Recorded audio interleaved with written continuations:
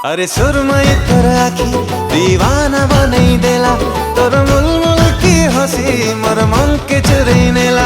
तोर मखमली चेहरा मोर दिल थी छपी गला, तोर प्यार वाली चाकी मते बस के घिची नेला। देखी करे तोर शरारत प्यार है वाला, रानी करे रखबो मते मोर राजा पीला, ए राजा पीला, ओ राजा पीला।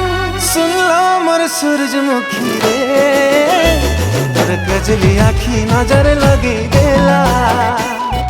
हाय रे मोर सूरजमुखी रे, तोर चाहन चाखी मते फसई देला।